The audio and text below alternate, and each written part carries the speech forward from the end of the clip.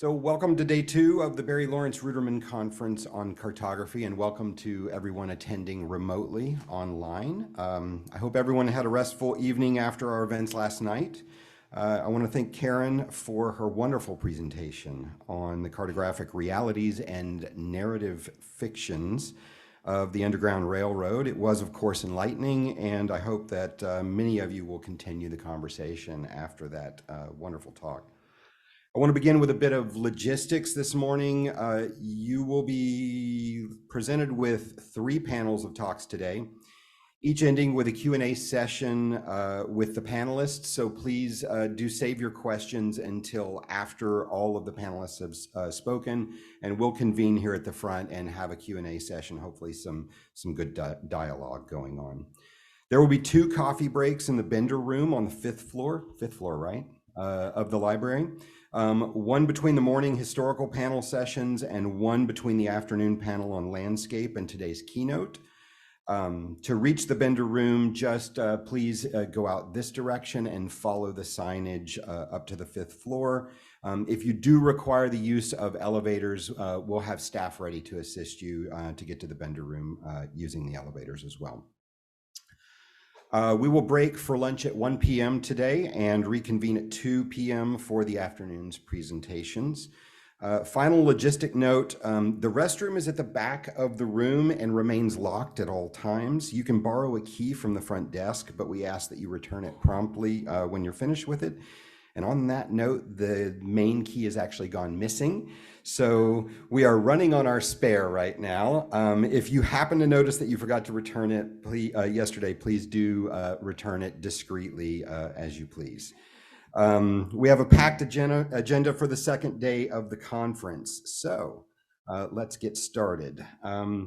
Recognizing that cartography is not simply an historical phenomenon that we interrogate from our present, but is an ongoing dialogue with the past, present, and our future, we've assembled experts who will present innovations from the past that have shaped our worldviews today to the modern practitioners of cartography who place each of us at the center of the map in ways that both democratize the act and use of cartography and cement its traditional role as a means of creating legibility of the governed by those who govern. We will hear about the innovations of Richard Harrison's beautiful cartography created for popular consumption in the early part of the 20th century. And I will finally be able to put to bed the burning personal question of whether it is pronounced Eads or Eddies. We will delight in the role of the circle in data visualizations, and its ability to shape our understanding of our world. See what I did there? We will see cartographic physicalizations of the features and phenomena on the landscape which normally escape our daily attention but shape our lives in profound ways.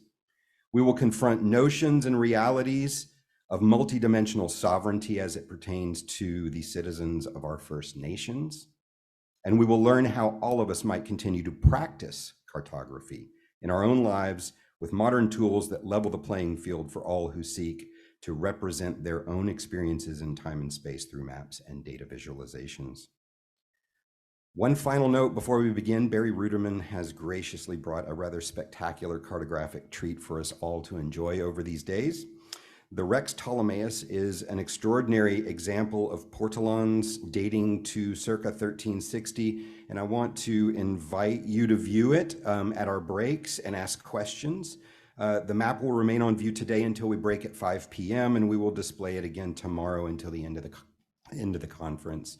And I'd like to invite Alex Clausen to say a few words about the significance of this item for a few moments before we continue.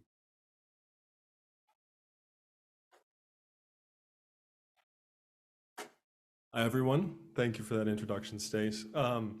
We are really excited to bring the Rex Ptolemaios Portolan chart today because it is the oldest complete Portolan chart of Europe outside of Europe. And it's probably the earliest Portolan in America by about 50 years.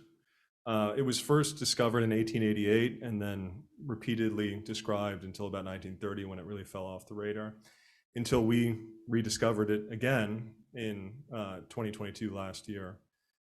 It has a lot of very interesting and somewhat mysterious elements on it, including one of the only known portraits of Ptolemy on a Portolan chart, and it attempts to weave, albeit really inaccurate, understanding of who he was into what they were doing on the Portolan chart. And that's something that in the 15th century, the following century, would really become an important part of where European cartography was going. If you have any questions or see anything on it that you want to discuss with us, one of the reasons we brought it here is because we're curious to have it exposed to as many people as possible to help learn more about it. This is a time in the history of cartography where there are very few actual physical specimens that we can study. So to find another one from the 14th century should open up a lot of new avenues for research. And we're hoping that the initial research that we've done on that can eventually lead to more and deeper understanding of that birth of what we would probably call modern cartography in that period. So thank you. All right, and again, thank you so much to Barry and Alex for making this item available to us over our 3 days of the conference.